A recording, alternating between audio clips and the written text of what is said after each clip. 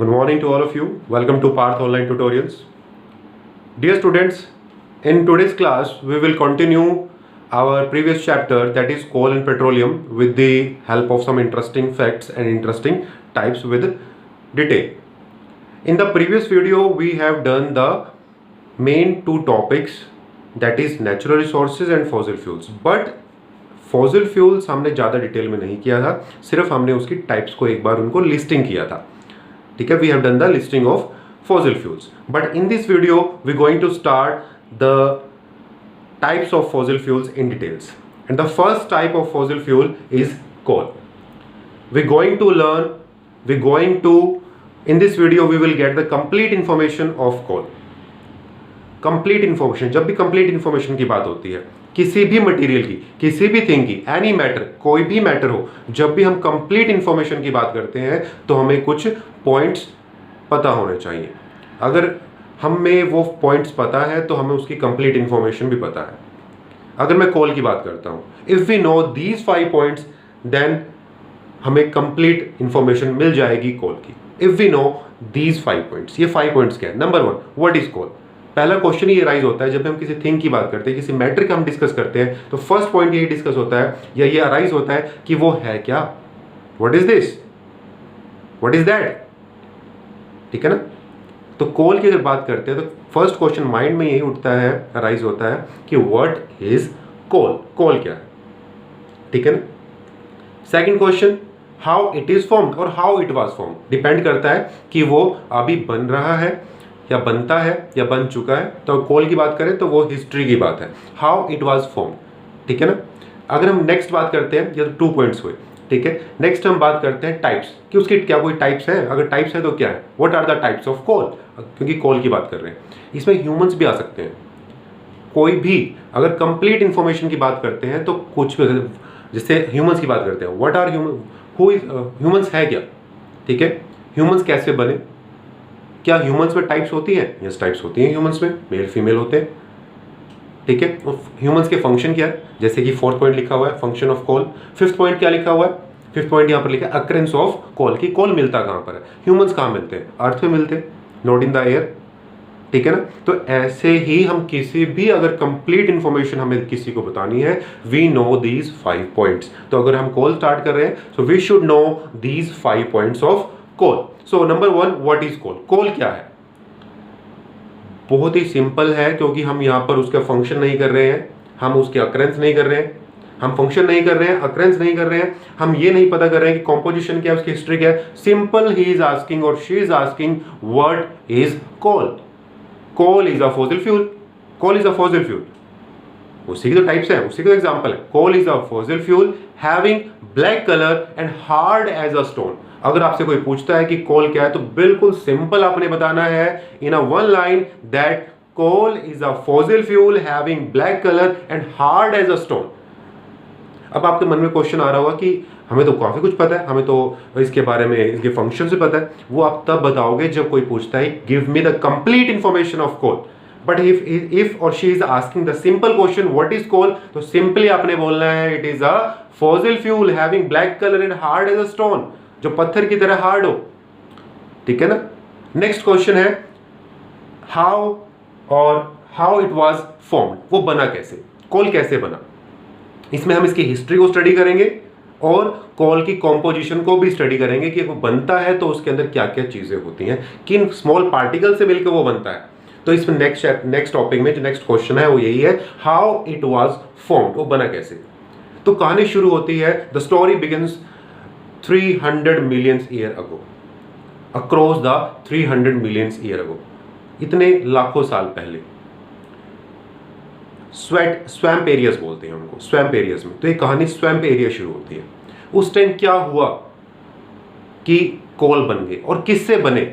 In the previous video I told you that coal were formed from the plants and petroleum were formed from the with the help of animals. तो कोल है तो यहाँ पर plants का role होगा. So how it was formed with the help of plants.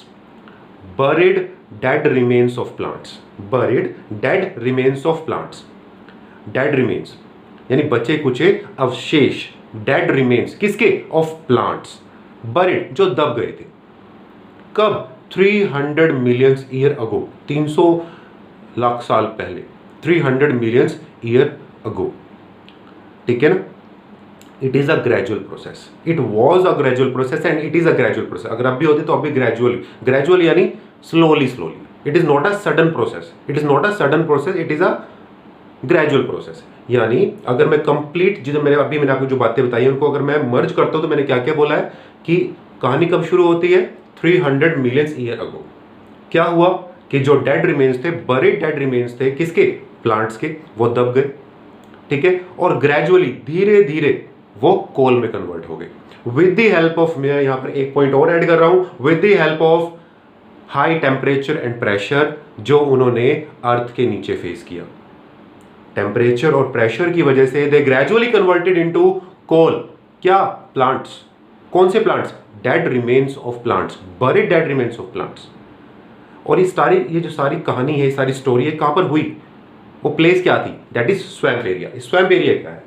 ठीक है, low lying area और वेटलैंड एरिया को हम स्वैम्प एरिया बोलते हैं। ठीक है, swamp area, low lying area, जो नीचे की तरफ हो, जो नीचे की तरफ हो, लो लाइंग एरिया और वेटलैंड एरियाज। तो ट्रीज तो वहां पर भी होते हैं, लो लाइंग एरियाज में भी ट्रीज होंगे।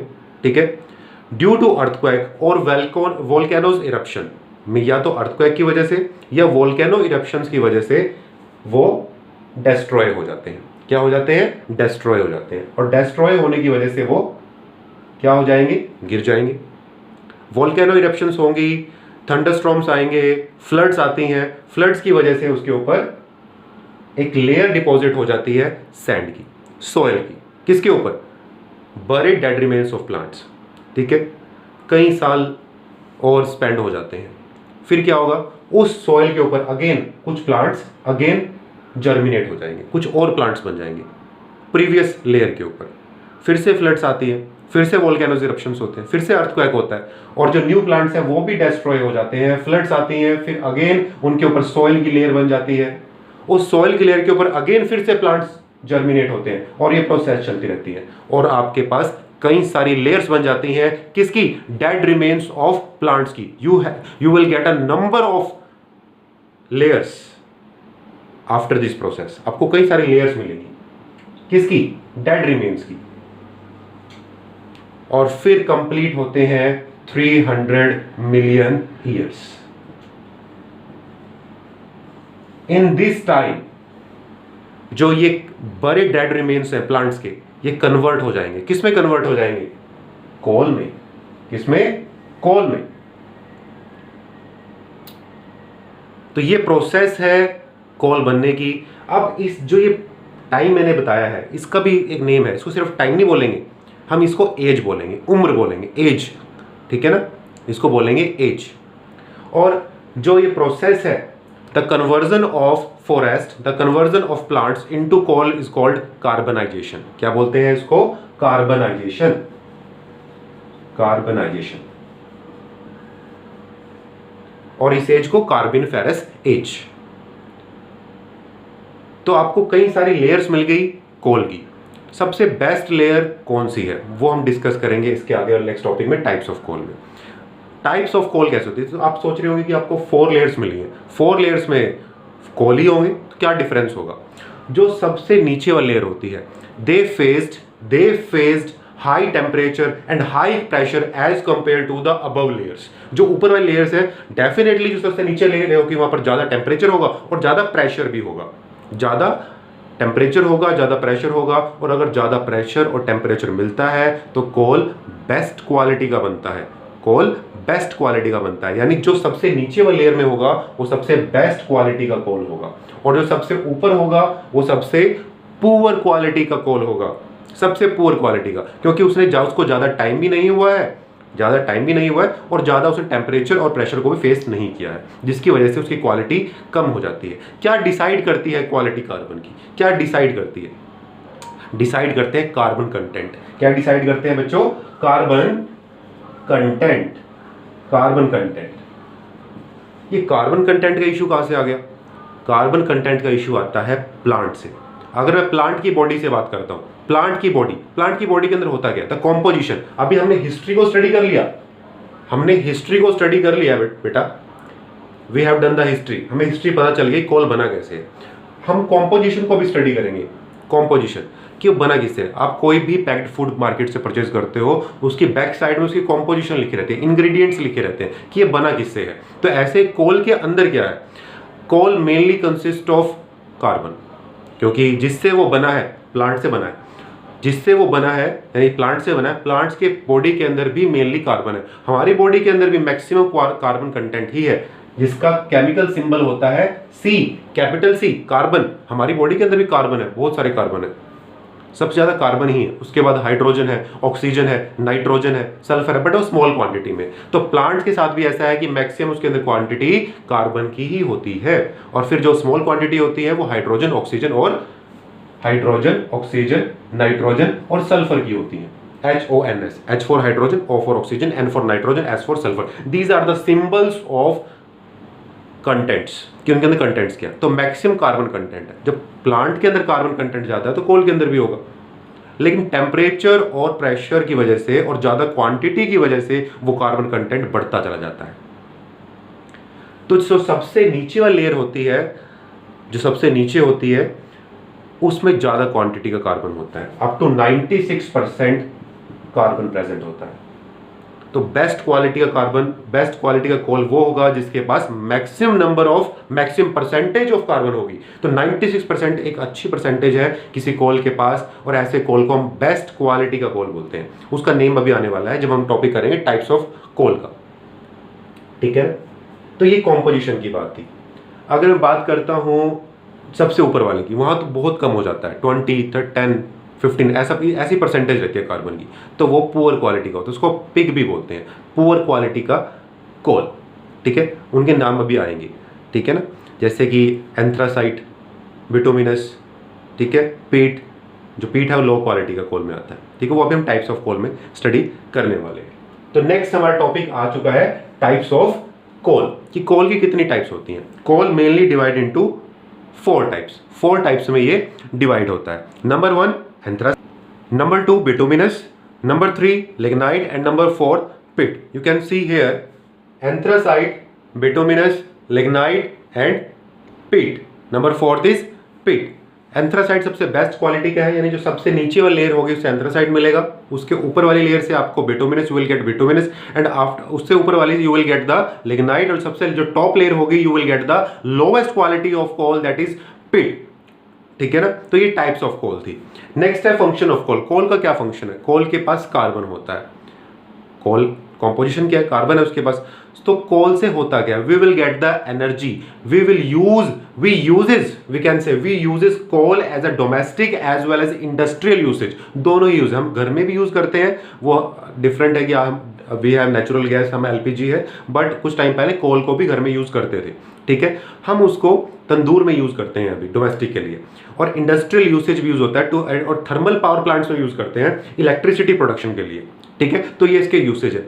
लेकिन वो ऐसा क्या है कि हम उसको यूज करते हैं, वो हमें देता क्या है, we will get the energy, we get the energy from the कोल।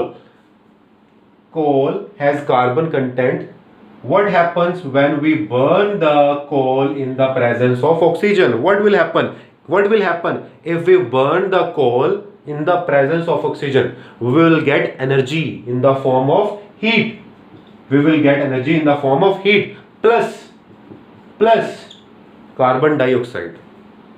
वो कार्बन डाइऑक्साइड का कोई यूज नहीं है, वो तो प्लांट्स यूज करेंगे उसको as a photosynthesis raw material. आपके लिए यूज नहीं है CO2 का, आपके लिए यूज है तो किसका है, हीट का। आप उस हीट को यूज करोगे क्या करने के लिए, वाटर को बॉईल करोगे। मैं थर्मल पावर प्लांट की बात कर रहा हूं बेटा।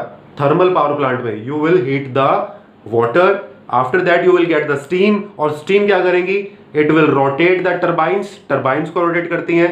Whenever turbines rotate, it produces electricity. वो इलेक्ट्रिसिटी प्रोड्यूस करती हैं, और जब इलेक्ट्रिसिटी प्रोड्यूस होती है तो वो आपके पास पहुंचती है और उसको आप यूज करते हैं, ठीक है। तो कोल का यूज ये है, फंक्शन ऑफ कोल में आता है, ठीक है। नेक्स्ट है अक्रेंस ऑफ कोल। कोल मिलता कहां पर है, अक्रेंस ऑफ कोल। इंडिया की बात करते हैं तो इंडिया में हमें झारखंड माइंस है, वहाँ पर छत्तीसगढ़ और असम, वेस्ट बंगाल, यहाँ पर हमें कोल मिलता है। तो यहाँ पर हमें कंप्लीट इंफॉर्मेशन मिलती है कोल की, that what is coal, coal क्या है, कोल बनता कैसे है, कोल के फंक्शंस क्या है, types of coal, occurrences of coal. Now आपके पास कंप्लीट इंफॉर्मेशन आ चुकी है कोल की। तो अगर किसी भी सब्सटेंस के में कंप्लीट इंफॉर्मेशन चाहिए, we should know these 5 points. अगर आपको अपने फोन के बारे में भी इंफॉर्मेशन लेनी है, अगर इस मार्कर के बारे में भी इंफॉर्मेशन लेनी है, अगर आपको विकास सर के बारे में भी इंफॉर्मेशन लेनी है, you should know the 5 points. क्या कि व्हाट इज, क्या है वो उसके फंक्शंस क्या है, उसके टाइप्स क्या है, वो बना कैसे है और वो मिलता कहां पर है। कोई भी, चाहे वो कोल हो, पेट्रोलियम हो या नेचुरल गैस हो। ठीक है बच्चों, अब हम स्टार्ट करने वाले हैं एक डिफरेंट टॉपिक जो इसी टॉपिक से लिंकअप करता है। ठीक है बच्चों, नेक्स्ट हम स्टार्ट करते हैं बेटा डिस्ट्रक्टिव डिस्टिलेशन ऑफ कोल। जो टॉपिक है वो है डिस्ट्रक्टिव डिस्टिलेशन ऑफ कोल। ये प्रोसेस है क्या, what is this process? Destructive distillation of coal. In this process, we burn the coal up to 1000 degree Celsius in the absence of oxygen. हम क्या करेंगे इसमें, हम कोल को बर्न करते हैं एब्सेंस ऑफ ऑक्सीजन में, ऑक्सीजन नहीं होगी यहाँ पर। और किस टेम्परेचर तक बर्न करते हैं? 1000 डिग्री सेल्सियस तक। ठीक है ना। और हमें मिलता क्या है? We get these products. ऐसा क्यों है? देखो, ह्यूमंस कभी भी एक्सपेरिमेंट करना नहीं छोड़ता, अच्छी बात है, कुछ न्यू मिलता है, समथिंग न्यू। और समथिंग न्यू बेनिफिशियल भी हो सकता है और वो प्रॉब्लम भी क्रिएट करता है। ठीक है, तो अभी आपके सामने जो प्रोसेस है वो यूजफुल प्रोसेस है। ह्यूमंस को कोल मिला, कोल को यूज़ किया as a fuel resource, but satisfaction नहीं मिली। एक्सपेरिमेंट्स चलते रहे, कंटिन्यू रहे, और एक्सपेरिमेंट्स का ही रिजल्ट था कि आपके सामने ये प्रोसेस आती है जिसका नाम है डिस्ट्रक्टिव डिस्टिलेशन ऑफ कोल। कि साइंटिस्ट ने एक्सपेरिमेंट किया कि कोल को बर्न करके देखते हैं, उनको एनर्जी मिली। फिर उन्होंने कहा कोल को बर्न करते हैं हाईएस्ट टेम्परेचर तक और ऑक्सीजन की एब्सेंस में हीट अप करके देखते हैं, हीट करते हैं, उसको गर्म करते हैं इन the absence of oxygen, and they will get the useful products. उनको बहुत ही अच्छे इंटरमीडिएट और फाइनल प्रोडक्ट्स मिलते हैं जो काफ़ी यूजफुल है। उनके नेम्स है कोक, कोल टार, कोल गैस और कोक, और लास्ट में अमोनियम लिकर या अमोनियम प्रोडक्ट्स। ये 4 उनको प्रोडक्ट्स मिलते हैं और सबका अपना यूज है डिफरेंट प्लेटफॉर्म पे। They have different uses at different platforms. Humans के लिए काफ़ी बेनिफिशियल रहे, तो इसे बेनिफिशियल है तो हमें रिस्पॉन्सिबिलिटी हमारी बढ़ जाती है इनको अंडरस्टैंड करने की। ठीक है, तो जैसे ही हम कोल को बर्न करते हैं, we will get the 4 products in the absence of oxygen. अगर मैं कोल गैस की बात करता हूँ, पहले मैं कोक की नहीं कर रहा हूँ, कोल गैस की बात करता हूँ। कोल गैस के अंदर मीथेन और कार्बन मोनोऑक्साइड होती हैं और दोनों ही कंबस्टिबल गैसेस में आती हैं, जो जलती हैं, ज्वलनशील कंबस्टिबल गैसेस, इनफ्लेमेबल गैसेस। ठीक है ना। और इसका यूज करते हैं कुकिंग सेक्टर में, खाना बनाने वाले सेक्टर में, कुकिंग सेक्टर में। आजकल काफ़ी यूज़ नहीं हो रही है क्योंकि हमारे पास एलपीजी एज अ ऑप्शन है, बट पहले यूज़ होती थी। ठीक है, जब ये डिस्कवर हुई थी। नेक्स्ट है कोल टार। कोल टार का यूज़ हम काफ़ी डिफरेंट सेक्टर्स में करते हैं, जैसे कि पेस्टिसाइड सेक्टर्स में भी करते हैं। इंसेक्ट रेपेलेंट्स है, इंसेक्ट्स को दूर करता है। नेप्थलीन बॉल्स में यूज़ करते हैं। नेप्थलीन बॉल्स क्या होती हैं, जो हम क्लॉथ्स में रखते हैं, जब हम कभी अपने क्लॉथ्स को पैक करके रखते हैं काफ़ी लॉन्ग टाइम के लिए, तो उसमें नेप्थलीन बॉल्स रख देते हैं, जिसकी वजह से उसमें फंगस नहीं होती है। ठीक है ना। हम इसको मेनली यूज करते हैं कोल टार को रोड सरफेसिंग के लिए। जो आपकी रोड्स होती हैं कोल टार की बनी होती है, उसमें कोल टार ही यूज होता है सरफेसिंग के लिए। ठीक है ना। अमोनियम कंपाउंड्स का यूज होता है फर्टिलाइजर बनाने के लिए। जो आपकी फर्टिलाइजर्स होती हैं उसके अंदर नाइट्रोजन काफ़ी ज़्यादा होता है, तो इसके अंदर भी नाइट्रोजन काफ़ी है, जिसकी वजह से हम उसको एज अ फर्टिलाइजर यूज करते हैं। कोक का क्या यूज है? कोक होती है प्योर फॉर्म ऑफ कार्बन। जब कोल को हम 1000 डिग्री सेल्सियस पे हीटअप कर देते हैं, उसके बाद जो हमें लास्ट में जब कुछ भी नहीं मिलता, जो रेसिड्यू बच जाता है, दैट रेसिड्यू, बचा कुचा substance, that residue is called coke. उसको बोलते हैं हम कोक। और कोक का हम यूज एज अ कोल की तरह ही करते हैं, बर्निंग में यूज करते हैं उसको। ठीक है, वो आपको काफ़ी अच्छी एनर्जी देता है। तो ये आपकी डिस्ट्रक्टिव डिस्टिलेशन है। हम इस डिस्ट्रक्टिव डिस्टिलेशन को लैब में भी कर सकते हैं, जैसे कि आप देख सकते हैं कि यहाँ पर 2 टेस्ट ट्यूब है, you can see the 2 test tubes. ठीक है, इस टेस्ट ट्यूब में कोल है, उसको हमने हीट किया है सेम उसी टेम्परेचर तक जो प्रिस्क्राइब्ड है या मेंशन है 1000 डिग्री सेल्सियस तक। ठीक है ना। तो जैसे हम उसको हीटअप करते हैं और हीटअप करने के बाद जो ऑपरेटर्स हैं, ऑपरेटर्स पहले मैं बता देता हूँ कि ऑपरेटर्स कौन कौन से यहाँ पे सेटअप किए हैं। 2 टेस्ट ट्यूब है और एक बैंडेड आपकी ग्लास ट्यूब है, एक ग्लास ट्यूब और ली है जो दोनों तरफ से ओपन है, ये भी दोनों 2 साइडेड से ओपन है, ठीक है ना। जो 1 साइड है वो कोल की तरफ है, जो सेकंड साइड है वो लिक्विड की तरफ है। हमने पहले से यहाँ पर वाटर रखा है बहुत ही कम क्वांटिटी में, ठीक है। तो जब हम इसको बर्न करना स्टार्ट करते हैं, इसको हीटअप स्टार्ट करते हैं, तो हमें उस वाटर के अंदर अमोनियम सब्सटेंस मिलने लगते हैं। अमोनियम सब्सटेंस उसको बोलते हैं जिस सब्सटेंस में नाइट्रोजन और हाइड्रोजन होती है, नाइट्रोजन और हाइड्रोजन, ठीक है। तो ऐसे सब्सटेंस को अमोनियम सब्सटेंस बोलते हैं। इसको हम फर्टिलाइजर में यूज कर लेंगे। लेकिन सिर्फ हमें अमोनियम सब्सटेंस ही नहीं मिल रहा है, हमें गैसेज मिल रही हैं। और गैसेज क्या होती हैं? Lighter than other substances. Light होती हैं तब वो ऊपर की तरफ उठती हैं, इट विल राइज अप, ऊपर की तरफ उठेंगी। और जब ऊपर की तरफ उठेंगी तो हम उसको क्या करेंगे, एज अ मैचस्टिक को करके इसको बर्न करके देखेंगे, ठीक है। ये काम लेबोरेटरी में ही होगा under the supervision of teacher और योर लैब असिस्टेंट। इसको कभी भी हमें घर नहीं करना चाहिए, ठीक है ना। तो लैब असिस्टेंट के सुपरविजन में ही करना है। तो हम इसको क्या करेंगे, मैचस्टिक से बर्न करके देखेंगे और वो उसमें फ्लेम आपको दिखाई देगी। यानी ये प्रूव होता है कोल गैस ही बन रही है, अमोनियम लिक्विड ही बन रहा है। और कुछ रेसिड्यू आपको बॉटम साइड मिलेंगे, it will settle down at the bottom of the second test tube. वो होता है आपका कोल टार, जो रोड सरफेसिंग में यूज करते हैं, ठीक है।